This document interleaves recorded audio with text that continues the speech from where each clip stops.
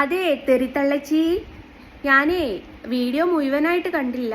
Scroll ചെയ്ത് പോയി കുറച്ച് എനിക്ക് മനസ്സിലായി, കണ്ടന്റ് എന്താണെന്ന് എനിക്ക് മനസ്സിലായി. അപ്പം പിന്നെ തെറിത്തള്ളക്ക് ഉപകാരപ്രദമായിട്ടുള്ള കുറച്ച് കാര്യങ്ങൾ പറയാമെന്ന് കരുതിയിട്ട് വന്നതാണ്.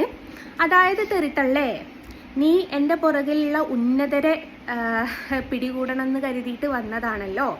അതേപോലെ എനിക്ക് രാഷ്ട്രീയ രംഗത്തുള്ള പിടിപാടുകളൊക്കെ അറിയാൻ വേണ്ടിയിട്ട് വന്നതാണല്ലോ. അപ്പം നിനക്ക് എന്നാൽ കഴിയുന്ന സഹായം ഞാൻ ചെയ്തു തരാമെന്ന് കരുതി. അതായത് തെറിത്തള്ളേ, മിന്നൽ മുരളി മറ്റേ കിണറ്റിൽ ഉന്തി തള്ളിയിട്ട് സ്പീഡ് പോയത് പോണം. നീ കനാല് വക്കത്തുകൂടിയാ നിന്റെ മോനെയും കൂട്ടിയിട്ട് എന്നെ കാണാൻ ഒരു നോക്കെങ്കിലും അവന് കാണാൻ എന്നുള്ള രീതിയിൽ നീ കനാൽമക്കൂടിയ പോയിട്ടില്ലായിരുന്നോ? അപ്പം നീ ഈ ഫസ്റ്റ് ഇങ്ങോട്ട് തിരിഞ്ഞതിൻ്റെ കുറച്ചും കൂടി ബാക്കോട്ട് പോയാലാണ് നമ്മുടെ കമ്മ്യൂണിസ്റ്റ് പാർട്ടിയുടെ ഓഫീസ് വരുന്നത്. അപ്പോൾ എൻ്റെ പുറകിലുള്ള രാഷ്ട്രീയ നേതാക്കന്മാരെ നിനക്ക് അറിയണമെന്നുണ്ടെങ്കിൽ നീ BJP ഓഫീസ് പോയിട്ടോ കോൺഗ്രസിൻ്റെ ഓഫീസ് പോയിട്ടോ കാര്യമല്ല. കാരണം BJPകളുമായിട്ട് എനിക്ക് യാതൊരു ബന്ധവും ഇല്ല കേട്ടാ. എനിക്ക് ബന്ധം നമ്മുടെ ഇടതുപക്ഷ നേതാക്കളുമായിട്ടാണ്. എനിക്കല്ല കേട്ടോ ബന്ധം, എൻ്റെ കെട്ടിയോനാണ്. എൻ്റെ കെട്ടിയോൻ ഒരു തികഞ്ഞ കമ്മ്യൂണിസ്റ്റുകാരനാണ്. അതിൻ്റേതായ അന്തസ്സും ഉണ്ട്. അതുകൊണ്ടാണ് ജാതിയും മതവും നോക്കാതെ എനിക്ക് വരയ്ക്കാനുള്ള ഒരു വകുപ്പ് അദ്ദേഹം ഉണ്ടാക്കി തന്നത്. വേറെ ഏതോ പാർട്ടിയിലായിരുന്നുവെങ്കിൽ ഇപ്പം ചെയ്യുന്നത് പോണം എന്നിട്ട് ജീവിക്കാൻ സമ്മതിക്കത്തില്ലായിരുന്നു കൊച്ചേ. അപ്പം അത് മനസ്സിലായി. അപ്പം ഇവിടെ മെയിനായിട്ട് ഷിജുമാഷാണ്. ഷിജുമാഷ് എന്ന് പറയുന്നത് നീ ഇങ്ങോട്ട് കയറിയതിൻ്റെ കുറച്ച് മുമ്പോട്ടായിട്ട് പോയിട്ട് ചോദിച്ചാൽ മതി ഷിജുമാഷിയുടെ വീട് എവിടെയാണെന്ന്. ഇനി ഷിജുമാഷ നമ്പർ വേണമെങ്കിൽ അതും ഞാൻ തരാം കേട്ടോ. ഈ കൊയിലാണ്ടി പരിസരത്ത് ഇത്ര മാത്രമേ നിനക്കറിയാവുള്ളൂ. പിന്നെ എന്താ കാനത്തിൽ സീനത്തോ അങ്ങനെ എന്തോ ആണ് നമ്മുടെ വേറെ പേര്, അതും എനിക്കറിയത്തില്ല. ഇവിടുത്തെ ഇപ്പം എന്തെങ്കിലും ഉണ്ടെങ്കിൽ ഞങ്ങൾ ഷിജുമാഷ് എടുത്താൽ പറയില്ല. അപ്പോൾ ഷിജുമാഷ് എടുത്തേക്ക് പോയാൽ മതി.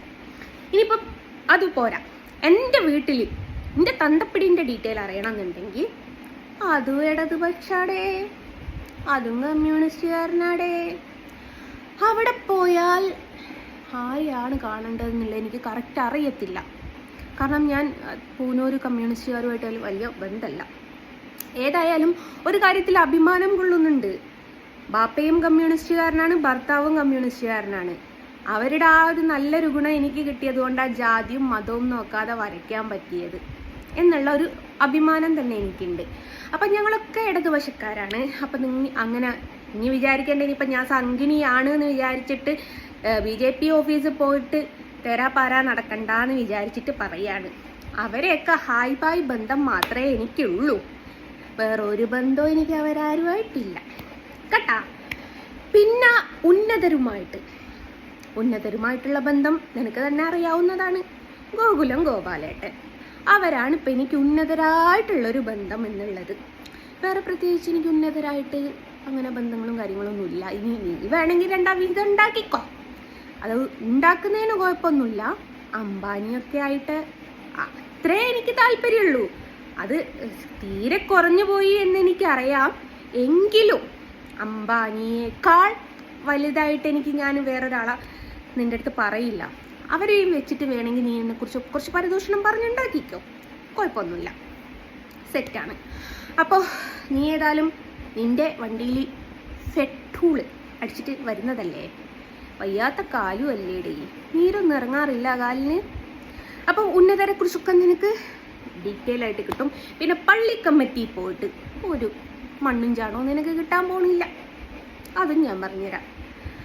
സലീമ നാട്ടിലില്ലാത്തതുകൊണ്ട്, മക്കൾ പള്ളിയിൽ പോകാത്തതുകൊണ്ട് അവിടെ പോയാൽ നിനക്ക് കിട്ടില്ല. പിന്നെ നീ വിചാരിച്ചൊരു സംഭവം ഉണ്ടല്ലോ, ഞാൻ ഈ കുറുവങ്ങാട് പള്ളിയിൽ മഹല് കമ്മിറ്റിയിലുള്ളവളാണെന്ന്. വെറുതെയാ.